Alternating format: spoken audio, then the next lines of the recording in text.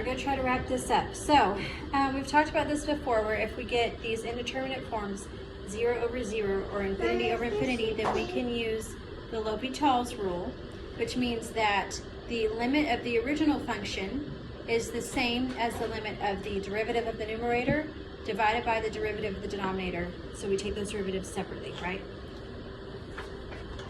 So let's look at some of the ones that we've already done.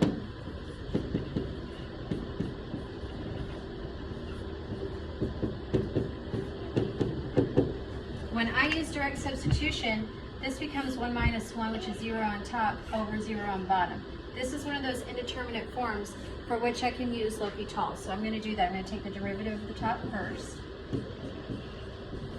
E to the 3x, that derivative is always itself.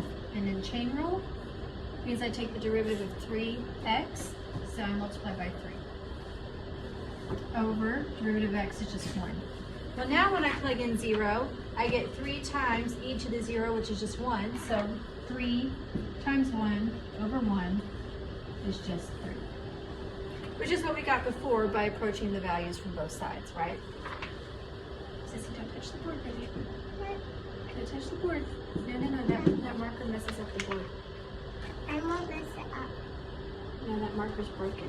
And it'll mess up the board. All right, put it back. Thank you. These are magnets.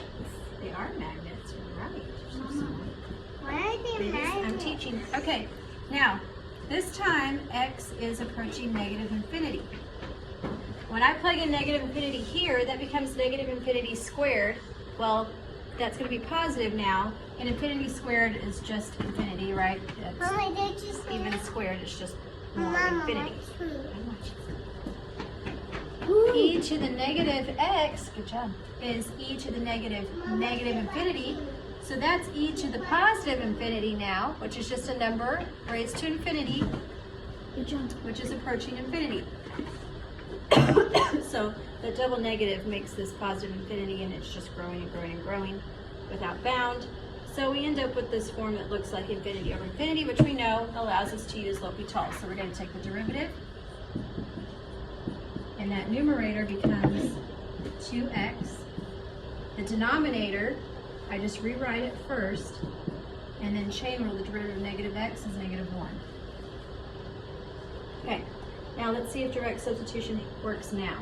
Well, 2 times the number approaching negative infinity, that's really just negative infinity, minus e to the negative infinity. So again, this is e to the infinity again, but with a negative in front, so negative infinity.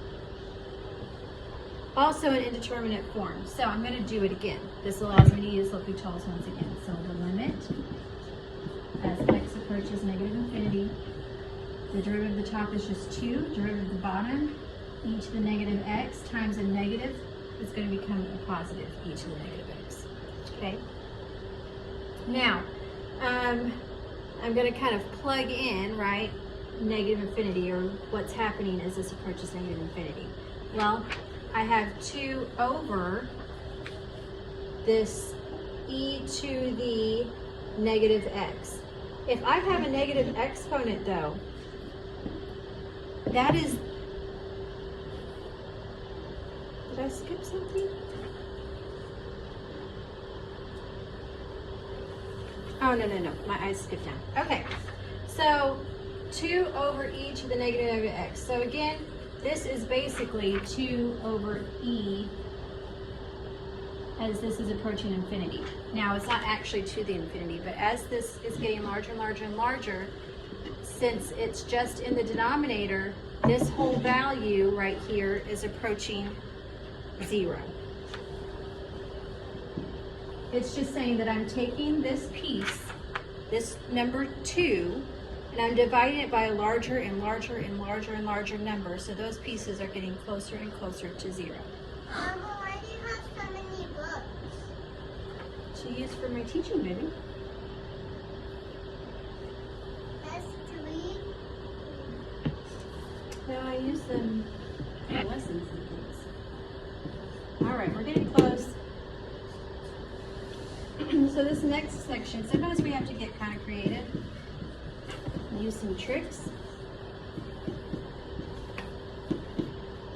Now, this, if I plug in infinity, that is e to the negative infinity times the square root of infinity. That's not very helpful or very descriptive. It's definitely not converging to anything looking like that. So let's try. This can be rewritten as x to the 1/2 over e to the x. Okay, that gets rid of that negative exponent. Now right now, that doesn't really mean much either because I have infinity over e to the infinity, or basically infinity over infinity, right? Which again is indeterminate. But it's in a form now that allows me to use L'Hopital's. This one does not. This one does not allow me to use L'Hopital's. So I had to force it into a format that fits that mold. So we have to sometimes get it into a form that makes the limit 0 over 0 or infinity over infinity or something like that. So that's what we did here just by taking that to the bottom. And now I can take the derivative of the top and the derivative of the bottom and see if I can get the limit that way. This would be 1/2. Take one away from the exponent over derivative of the x is just e to the x. Okay. This is kind of a mess right now. But I have a negative exponent here. I have a fraction within a fraction, so let's simplify this. Multiplying by 1/2 in the top is the same as dividing by 2, so I'm going to bring that down to the bottom. X to the negative 1/2 is the same thing as square root of x, or x to the 1/2 down at the bottom. And then e to the x is already in the bottom, so it looks like this. Well, now it's a little more obvious that all of this is just infinity times infinity, right? So all this is approaching infinity, and I have a number being divided by that. So this piece being divided by larger and larger and larger numbers is approaching 0.